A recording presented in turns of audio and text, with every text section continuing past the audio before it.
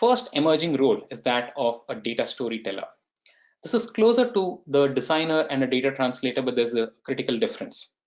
If you look at this example, this is something we had done at Gramener, analyzing the senator voting patterns. So looking at the US senator voting patterns, we identified certain insights.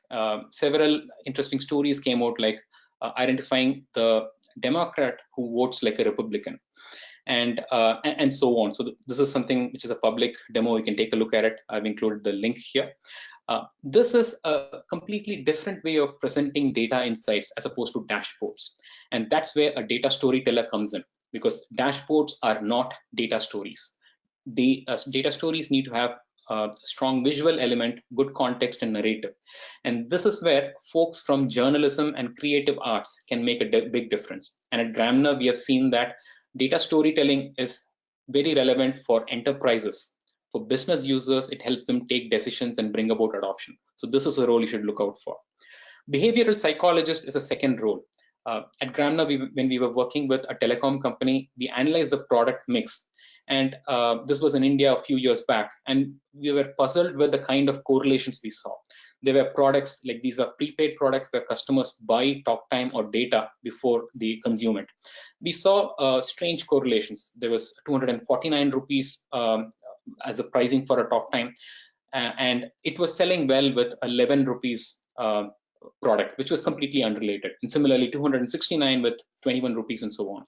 So after a lot of discussions, we finally found out that this decision was taken by users out of convenience. So earlier, I'm talking about many years back, where most transactions were with cash, and so 249 plus 11 rounds it off to a number. So they didn't have the change problems.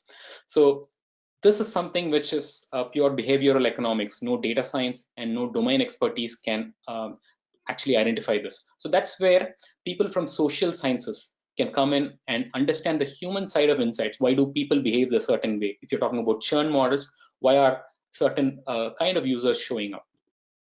And finally, data ethicist is the third and final important role which is coming up. So this was a financial organization we were working with. They wanted a scientific way to identify peers to get the employee feedback as part of their performance cycle. They wanted to identify those people for each of their tens of thousands of employees. It was a manual effort to talk to people, identify whom they collaborate with. Instead, we looked at an alternative, which was an email-driven solution. So looking at the email exchange, finding out who are those closest neighbors, people whom they interact with. The moment we mention email network analysis, it rings a bell that are we looking at emails? Are we really looking at the content that people exchange? No, not really. In this case, we just looked at the from and to addresses, and we were able to find out who are the people, what is the communication like within the organization, without looking at the subject or the content. So these are the kind of decisions which people have to take. Yes, data is easily available. It can tell a lot of insights, but you'll have to ask yourself, is this the right thing to do? Is this something which will help you build trust with your stakeholders, with your users? So that's where a data ethicist can come in and add value. They can ensure trust, fairness, and they can act as a collective conscience of the team. And these people come from law, humanities background.